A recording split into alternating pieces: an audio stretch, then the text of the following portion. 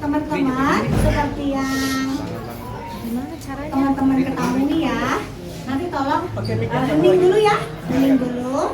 Soalnya suaranya dokter kayaknya udah pada mau habis dia karena memberikan keterangan ya. Jadi dokter di sini please banget agak tenang gitu ya. Oke. Di sini dokter kedatangan senior-senior yang sangat dokter hormatin dari LBH, Lembaga Bantuan Hukum Kesehatan Rakyat atau dokter singkat LBH Kesra. Seperti yang teman-teman tahu, kemarin dokter sudah mendatangi di undangan ya dari undangan Badan POM, dan beliau ada salah satu pesan Kepala Badan POM yang terhormat Profesor Dr. Taruna Ikrar M. Biomed PhD. Kalau ini PhD-nya bener guys, dapetnya susah ya, bertahun-tahun gitu ya, karena beliau memang dan beliau itu dokter baru tahu beliau adalah aktivis gitu. Prof, hai Prof Taruna. Jadi di sini dokter mengikuti saran beliau untuk melaporkan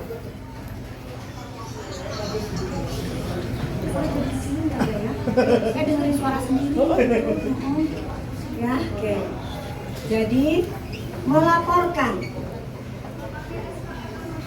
DRL atas pelanggaran kode etik diduga dilakukan oleh beliau beberapa waktu yang lalu.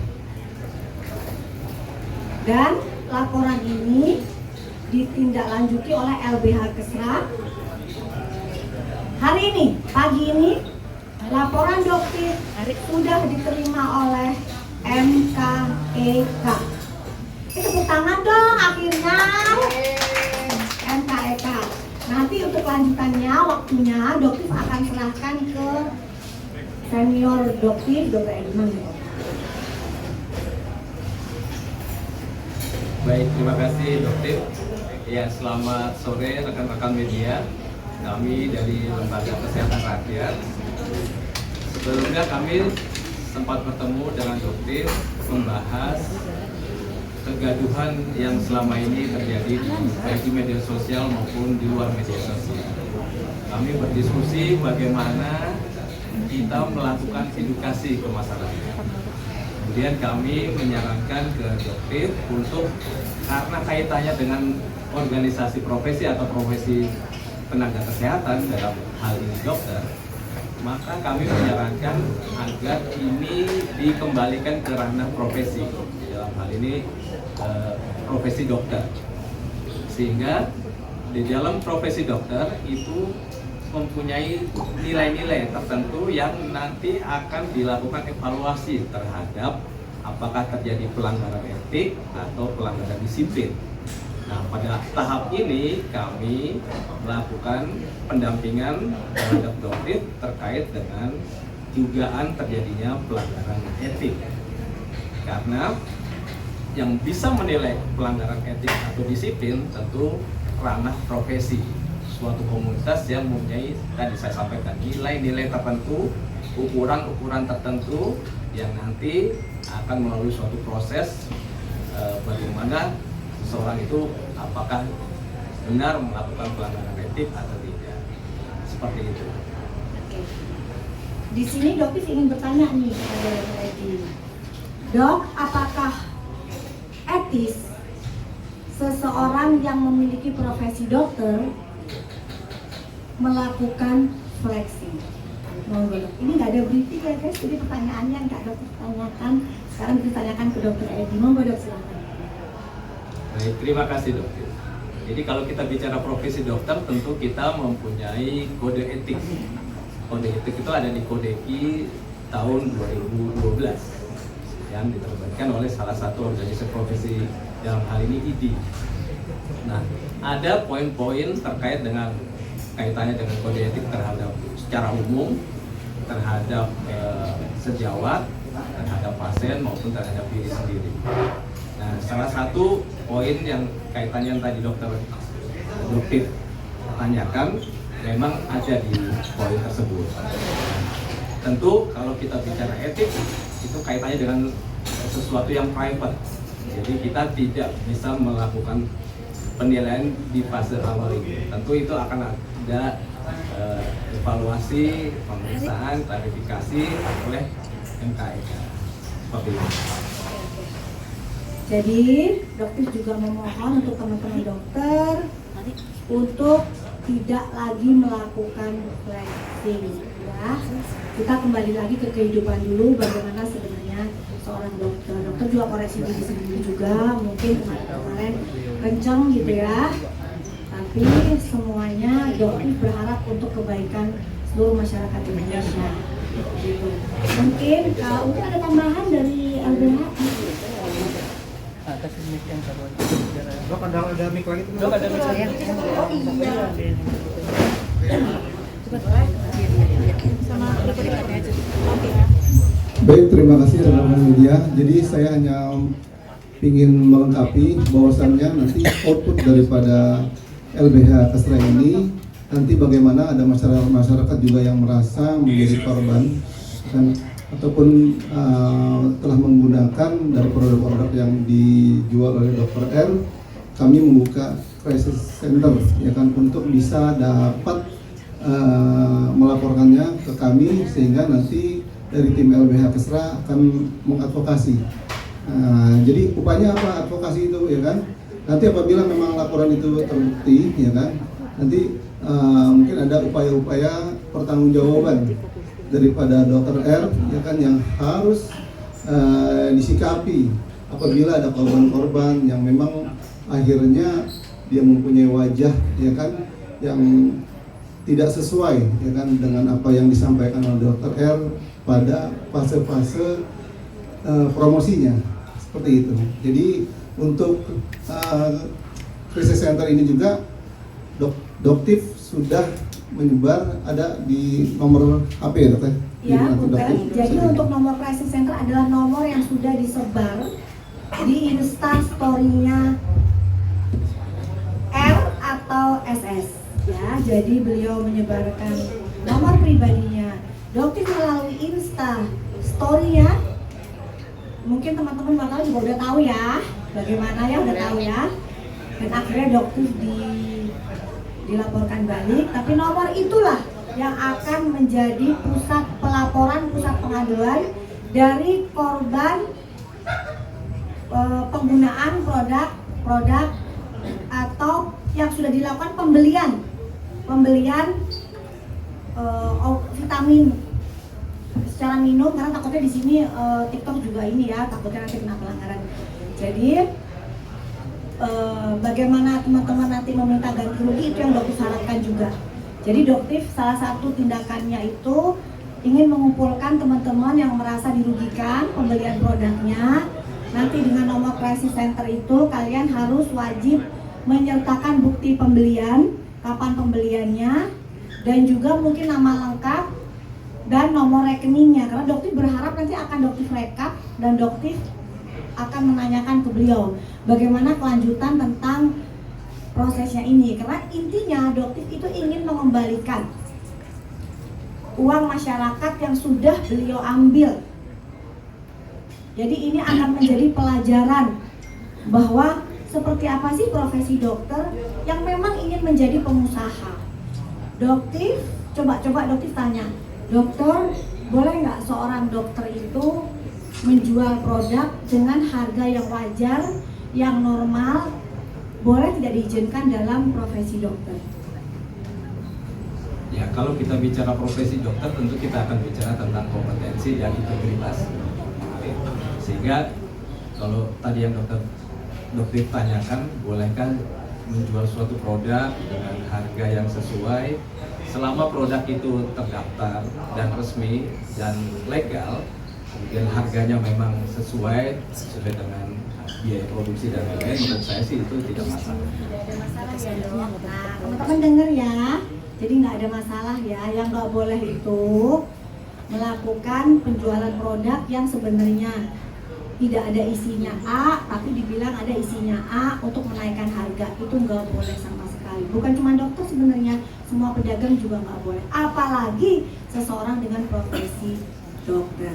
Nah, dok, yang juga dokter tanyakan, apakah karena dokter ini merupakan public figure yang dikenal sebagai seorang edukator yang sering memberikan informasi ke masyarakat, apa sih produk abal-abal itu seperti apa? Ternyata beliau menjual produk yang memang tidak ada komposisi atau izin edarnya sudah dibatalkan. Yang ingin dokter tanyakan, apakah karena ketenaran beliau bisa bebas atau kebal dari sanksi yang mungkin akan dijatuhkan, kemungkinan akan dijatuhkan oleh MKEK?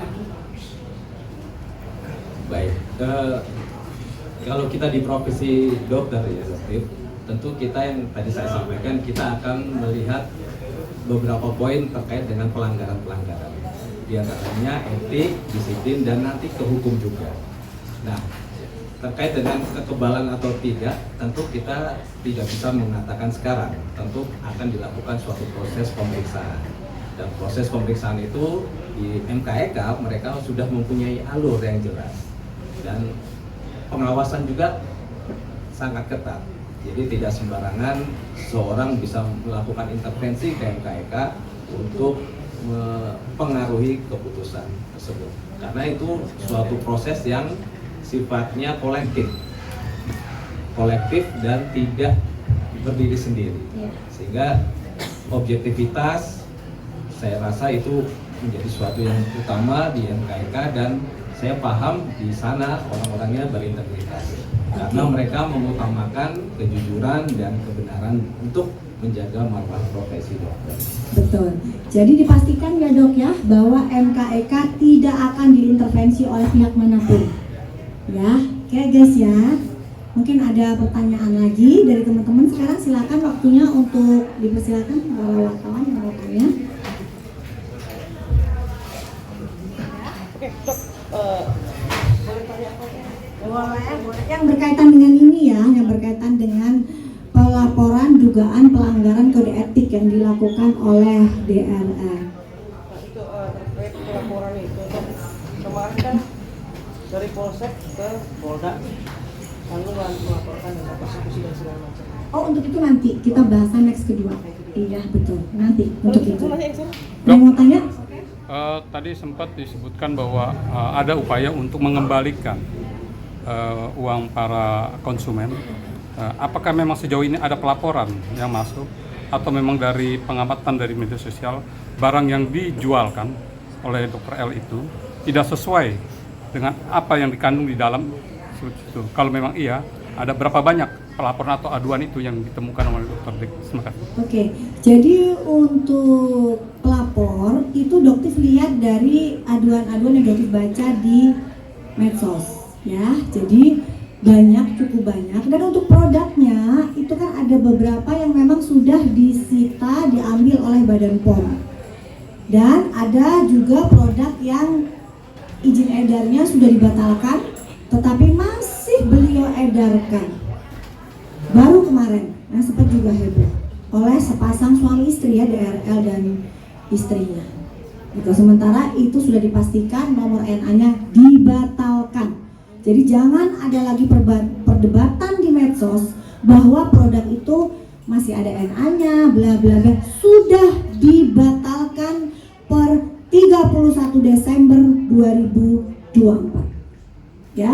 Jadi untuk DRL dan para teman-temannya, tolong ya didengarkan ya. Produk yang kamu jual di tanggal 10 Januari 2025 yang dijual oleh istri DRL itu adalah produk yang tidak memiliki izin edar. Intinya apa? Produk tersebut ilegal, gitu ya. Yang dikatakan karena selama ini beliau adalah seorang edukator kan, gitu. Jadi juga hati-hati buat teman-teman untuk mempromosikan sesuatu. Perhatikan tingkat keamanan dari skincare kita tuh seperti apa yang kita jual. Apalagi profesi kita adalah seorang dokter, ya. Jadi hati-hati. Dok, satu lagi untuk untuk pengembalian tadi uang ya. Jadi belum tahu berapa guys, tapi yang jelas kita akan kumpulkan datanya karena itu harus dibuktikan dengan pembeliannya gitu. Pembeliannya gimana dan kalian mau nggak dikembalikan gitu. Kalau kalian nggak mau dikembalikan juga beliau kan pasti seneng tuh, nggak repot. Meskipun pengembalian kalau mau nggaknya kemungkinannya kecil ya guys, tapi di sini dokter berharap beliau mau dengan legowo ya. Jadi ini akan menjadi pelajaran yang sangat luar biasa di dunia bisnis perskincarean Indonesia. Oke?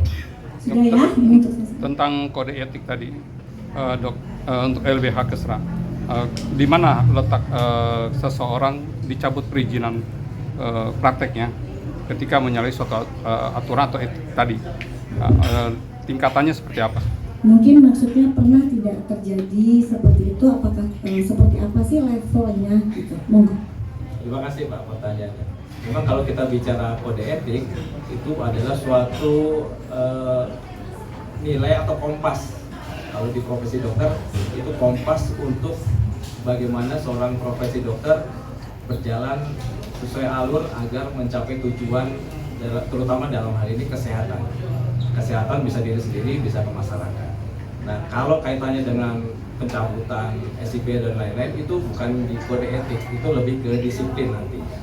Itu ada badan tersendiri sekarang yang berdasarkan undang-undang yang baru itu adalah MDP, Majelis Disiplin Profesi. Itu diatur oleh undang-undang. Nah, kaitannya dengan etik tentu lebih banyak